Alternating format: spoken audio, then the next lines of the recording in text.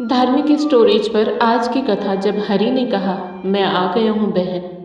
ब्रजमंडल क्षेत्र में एक जंगल के पास एक गांव बसा था। जंगल के किनारे ही एक टूटी फूटी झोपड़ी में एक 7 वर्षीय बालिका अपनी बूढ़ी दादी के साथ रहा करती थी, जिसका नाम उसकी दादी ने बड़े प्रेम से चंदा रखा था।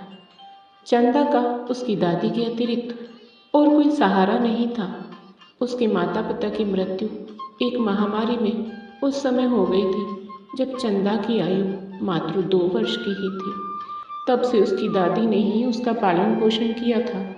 उस बूढ़ी स्त्री के पास भी कमाई का कोई साधन नहीं था, इसलिए वह जंगल जाती और लकड़ियाँ बीनकर उनको बेचती और उससे जो भी आय होती उससे ही उनका गुजारा चलता था, क्योंकि घर में और कोई नहीं था। इसलिए दादी चंदा को भी अपने साथ ले जाती थी। दोनों दादी पोती दिन भर जंगल में भटकते और संध्या होने से पहले घर वापस लौट आते। यही उनका प्रतिदिन का नियम था। चंदा अपनी दादी के साथ बहुत प्रसन्न रहती थी, किंतु उसको एक बात बहुत कचोटती थी कि उसका कोई भाई या बहन नहीं थे। गांव के बच्चे उसको इस बात के लिए बहुत चिढ़ाते थे तथा उसको अपने साथ भी नहीं खेलने देते थे। इससे वह बहुत दुखी रहती थी। अनेक बार वह अपनी दादी से पूछती कि उसका कोई भाई क्यों नहीं है। तब उसकी दादी उसको प्रेम से समझाती, कौन कहता है कि तेरा कोई भाई नहीं है? वह है ना कृष्ण कन्हैया, वही तेरा भाई है। यह कहकर दादी लड्डू गोपाल की ओर संकेत कर देती। चंदा की झोपड़ी में एक पुरानी किंतु बहुत सुंदर लड्डू गोपाल की प्रतिमा थी, जो उसके दादाजी लाए थे। चंदा की दादी उनकी बड़े मन से सेवा किया करती थी, बहुत प्रेम से उनकी पूजा करती और उनको भोग लगाती। निर्धन स्त्री पकवान मिष्ठान कहाँ से लाए? जो उनके खाने के लिए रूखा सूखा होता वही पहले भगवान को भोग लगाती, फिर चंदा के साथ बैठकर स्वयं खाती। चंदा के प्रश्न सुनकर वह उस लड्डू गोपाल की ओर ही संकेत कर देती। बाल मन चंदा लड्डू गोपाल को ही अपना भाई मानने लगी। जब वह दुखी होती तो लड्डू गोपाल के सम्मुख बैठकर उनसे बात करने लगती और कहती कि भाई, तुम मेरे साथ खेलने क्यों नहीं आते? सब बच्चे मुझको चिढ़ाते हैं, मेरा उपहास करते हैं, मुझको अपने साथ भी नहीं खिलाते। मैं अकेली रहती हूँ, तुम क्यों नहीं आते? क्या तुम मुझसे रूठ गए हो जो एक बार भी घर नहीं आते? मैंने तो तुमको कभी देखा भी नहीं।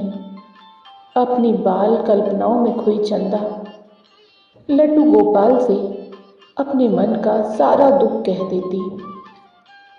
चंदा का प्रेम निश्चल था। वह अपने भाई को पुकारती थी। उसके प्रेम के आगे भगवान भी नतमस्तक हो जाते थे, किंतु उन्होंने कभी कोई उत्तर नहीं दिया। एक दिन चंदा ने अपनी दादी से पूछा, दादी, मेरे भाई घर क्यों नहीं आते? वह कहाँ रहते हैं? तब दादी ने उसको टालने के उद्देश्य से कहा, तेरा भाई जंगल में रहता है, एक दिन वह अवश्य आएगा। चंदा ने पूछा, क्या उसको जंगल में डर नहीं लगता? वह जंगल में क्यों रहता है? तब दादी ने उत्तर दिया, नहीं, वह किसी से नहीं डरता। उसको गांव में अच्छा नहीं लगता, इसलिए वह जंगल में रहता है। धीरे धीरे रक्षाबंधन का दिन निकट आने लगा। गांव में सभी लड़कियों ने अपने भाइयों के लिए राखियां खरीदी। वह चंदा को चिढ़ाने लगी कि तेरा तो कोई भाई नहीं, तो किसको राखी बांधेगी? अब चंदा का सब्र टूट गया। वह घर आकर जोर जोर से रोने लगी। दादी के पूछने पर उसने सारी बात बताई। तब उसकी दादी भी बहुत दुखी हुई। उसने चंदा को प्यार से समझाया कि मेरी बच्ची, तू रो मत, तेरा भाई अवश्य आएगा। किंतु चंदा का रोना नहीं रुका। वह लड्डू गोपाल की प्रतिमा के पास जाकर उसे लिपटकर जोर जोर से रोने लगी और बोली कि भाई, तुम आते क्यों नहीं? सब भाई अपनी बहन से राखी बंधवाते हैं, फिर तुम क्यों नहीं आते? उधर गोविंद चंदा की समस्त चेष्टाओं के साक्षी बन रहे थे। रोते रोते चंदा को याद आया कि दादी ने कहा था कि उसका भाई जंगल में रहता है। बस फिर क्या था? वह दादी को बिना बताए नंगे पांव ही जंगल की ओर दौड़ पड़ी। उसने मन में ठान लिया था कि वह आज अपने भाई को लेकर ही आएगी। जंगल की कांटों भरी राह पर वह मासूम दौड़ी जा रही थी। श्री गोविंद उसके साक्षी बन रहे थे। तभी श्री हरि गोविंद पीड़ा से कर्राह उठे। उनके पांव से रक्त बह निकला। आखिर हो भी क्यों ना, श्री हरि का कोई भक्त पीड़ा में हो और भगवान को पीड़ा ना हो, यह कैसे संभव है? जंगल में नन्ही चंदा के पांव में कांटा लगा तो भगवान भी पीड़ा से कर्राह उठे। उधर चंदा के पैर में भी रक्त बह निकला। वह वहीं बैठकर रोने लगी। तभी भगवान ने अपने पांव में उस स्थान पर हाथ फेरा जहाँ कांटा लगा था। पलक झपकते ही चंदा के पांव से रक्त बहना बंद हो गया और दर्द भी न रहा। वह फिर से उठी और जंगल की ओर दौड़ चली। इस बार उसका पांव कांटों से छलनी हो गया, किंतु वह नन्ही सी जान बिना चिंता किए दौड़ती रही। उसको अपने भाई के पास जाना था। अंततः एक स्थान पर थक कर रुक गई और रो रो कर पुकारने लगी, भाई, तुम कहाँ हो? तुम आते क्यों नहीं? अब श्री गोविंद के लिए एक पल भी रुकना कठिन था।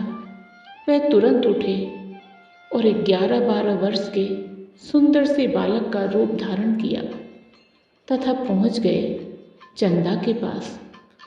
उधर चंदा थक कर बैठ गई थी और सर झुकाकर रोए जा रही थी।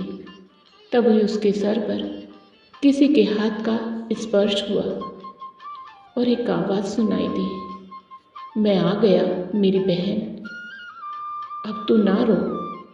चंदा ने सर उठाकर उस बालक को देखा और पूछा, क्या तुम मेरे भाई हो? तब उत्तर मिला, हाँ चंदा, मैं ही तुम्हारा भाई हूँ। यह सुनते ही चंदा अपने भाई से लिपट गई और फूट फूट कर रोने लगी। तभी भक्त और भगवान के मध्य भाव और भक्ति का एक अनूठा दृश्य उत्पन्न हुआ। भगवान वहीं धरती पर बैठ गए। उन्होंने नन्ही चंदा के कोमल पैरों को अपने हाथों में लिया और उसको प्रेम से देखा। वह छोटे छोटे कोमल पांव पूर्ण रूप से कांटों से छलनी हो चुके थे। उनमें से रक्त बह रहा था। यह देखकर भगवान की आंखों से आंसू बह निकले। उन्होंने उन नन्हे पैरों को अपने माथे से लगाया और रो उठे। अद्भुत दृश्य। बहन भाई को पाने की प्रसन्नता में रो रही थी और भगवान अपने भक्त के कष्ट को देखकर रो रहे थे। श्री हरि ने अपने हाथों से चंदा के पैरों में चुभे हुए एक एक कांटे को बड़े प्रेम से निकाला। फिर उसके पैरों पर अपने हाथ का स्पर्श किया। पल भर में सभी कष्ट दूर हो गया। चंदा अपने भाई का हाथ पकड़कर बोली, भाई, तुम घर चलो, कल रक्षाबंधन है, मैं भी रक्षाबंधन करूँगी। भगवान बोले, अब तू घर जा, दादी प्रतीक्षा कर रही होगी, मैं कल प्रातः अवश्य आऊँगा। ऐसा कहकर उसको विश्वास दिलाया और जंगल के बाहर तक छोड़ने आए। अब चंदा बहुत प्रसन्न थी। उसकी सारी चिंता मिट गई थी। घर पहुंची तो देखा कि दादी का रो रो कर बुरा हाल था। चंदा को देखते ही उसको छाती से लगा लिया। चंदा बहुत पुलकित थी। बोली, दादी अब तू रो मत, कल मेरा भाई आएगा, मैं भी रक्षाबंधन करूँगी। दादी ने अपने आंसू पोंछे। उसने सोचा कि जंगल में चंदा को कोई बालक मिल गया होगा जिसको यह अपना भाई समझ रही है। चंदा ने दादी से जिद करी और एक सुंदर सी राखी अपने भाई के लिए खरीदी। अगले दिन प्रातः ही वह नहा धोकर अपने भाई की प्रतीक्षा में द्वार पर बैठ गई। उसको अधिक प्रतीक्षा नहीं करनी पड़ी। थोड़ी देर में ही वह बालक सामने से आते दिखाई दिया। उसको देखते ही चंदा प्रसन्नता से चीख उठी, दादी भाई आ गया। और वह दौड़कर अपने भाई के पास पहुंच गई। उसका हाथ पकड़कर घर में ले आई। अपनी टूटी फूटी चारपाई पर बैठाया।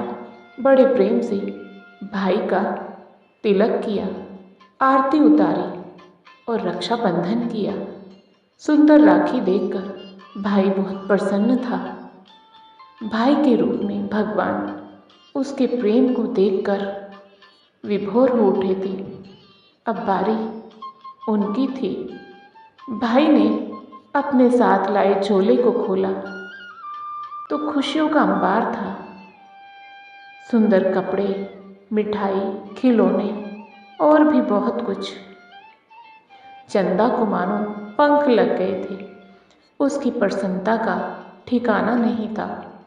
कुछ समय साथ रहने के बाद वह बालक बोला, अब मुझको जंगल में वापस जाना है।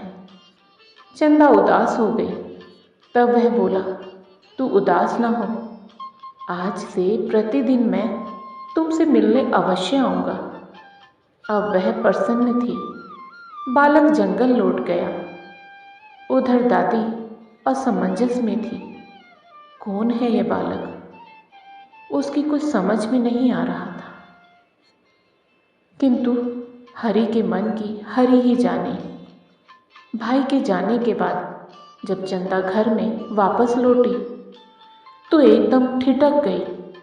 उसकी दृष्टि लड्डू गोपाल की प्रतिमा पर पड़ी तो उसने देखा कि उनके हाथ में वही राखी बंधी थी जो उसने अपने भाई के हाथ में बांधी थी। उसने दादी को तुरंत बुलाया। यह देखकर दादी भी अचंभित रह गई, किंतु उसने बचपन से कृष्ण की भक्ति करी थी। वह तुरंत जान गई कि वह बालक और कोई नहीं, स्वयं श्री हरि ही थे। वह उनके चरणों में गिर पड़ी और बोली, हे छलिया, जीवन भर तो छला, जीवन का अंत गाया तो अब भी छल कर चले गए। वह चंदा से बोली, अरे वह बालक और कोई नहीं, तेरा यही भाई था। यह सुनकर चंदा भगवान की प्रतिमा से लिपट कर रोने लगी। रो रो कर बोली, कहो न भाई, क्या वह तुम ही थे? मैं जानती हूँ वह तुम ही थे। फिर सामने क्यों नहीं आते? छुपते क्यों हो? दादी पोती का निर्मल प्रेम ऐसा था कि भगवान भी विवश हो गए। लीलाधारी तुरंत ही विग्रह से प्रकट हो गए और बोले, हाँ चंदा, मैं ही तुम्हारा वह भाई हूँ। तुमने मुझको पुकारा तो मुझको आना पड़ा। और मैं कैसे नहीं आता?